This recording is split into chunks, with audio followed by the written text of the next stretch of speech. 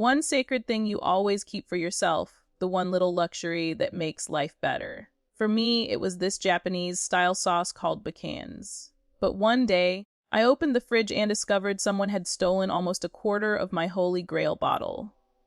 What followed was a revenge so salty, it left my aunt gasping for water. If you've ever had something precious stolen, you're gonna love this story. Hit that subscribe button, smash the like, and share your own salty revenge stories in the comments, because today's tale proves you don't mess with someone's food. I don't have many indulgences in life.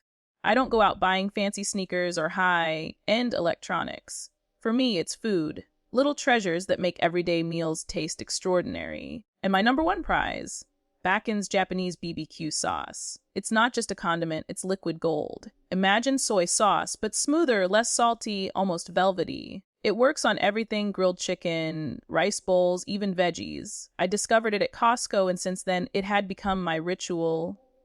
Every time I went shopping, I'd make sure to grab a big bottle. Those bottles are massive too, 34 ounces, practically the size of a small fire extinguisher.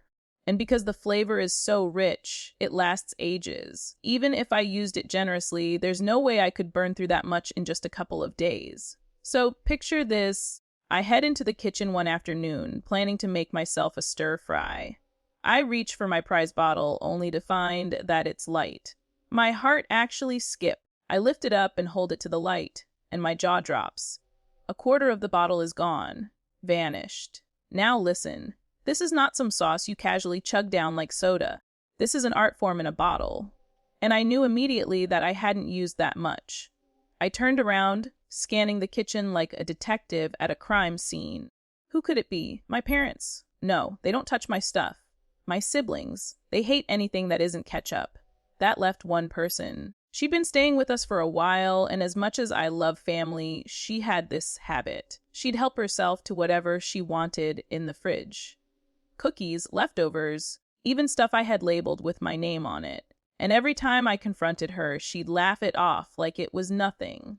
So I asked casually, trying not to sound too accusatory, "Hey, weird question. Anyone use my Bachan's sauce?" Without hesitation, my aunt shrugged and said, "Oh yeah, I used some earlier. It's really good. You should have told me about it sooner."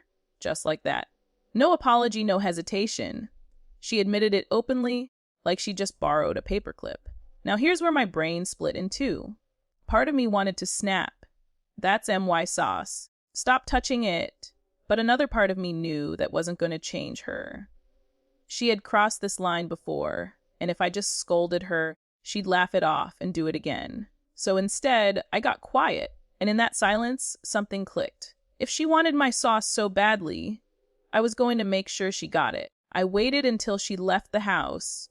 Then I grabbed my bottle of Bachan's and carefully poured out half of it into a separate container. I wasn't about to waste it. No way. This was my treasure. Next, I grabbed a giant jug of soy sauce. Now, don't get me wrong, I love soy sauce. But my aunt, she couldn't stand it. She always said it was too salty, too harsh, which made this plan even sweeter. The two sauces looked nearly identical, dark, glossy, that deep umami sheen. I topped the Bachan's bottle back up with straight soy sauce, gave it a gentle shake, and placed it right back in the fridge. The trap was set. I didn't have to wait long. The very next day, I came home to the sound of clattering dishes in the kitchen. My aunt was cooking, and I could see that familiar bottle sitting on the counter. She was drizzling it over her food like it was maple syrup. Inside, I was practically vibrating with anticipation. When I came back downstairs later, I walked straight into the aftermath. My aunt was sitting at the table, fanning her mouth, a giant glass of water clutched in her hands. Her face was red, her eyes watering. She croaked out, "Why is your sauce so salty?" I thought this was supposed to be sweet. I shrugged, trying to look innocent. "Really? Tastes fine to me." She gave me this look, suspicion mixed with desperation, before chugging another glass of water. Here's the best part. Not only did she hate the taste, she never touched my sauce again. In fact, she started avoiding anything in the fridge that had my name near it. And the few times she mentioned it, I just smiled and said, "Wes, your taste buds just can't handle it." That salty, Choking gasp she let out the first time she ate it. That was my victory cry. Here's the thing, revenge doesn't always need to be loud or dramatic. Sometimes the sweetest justice is as simple as giving someone exactly what they wanted, just not in the way they expected. And maybe, just maybe, she finally learned what "don't touch my stuff" really means. So what do you think? Was my revenge too salty or just right?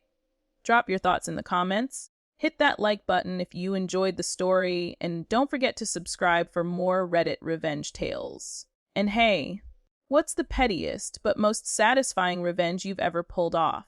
Share it below, I'd love to hear.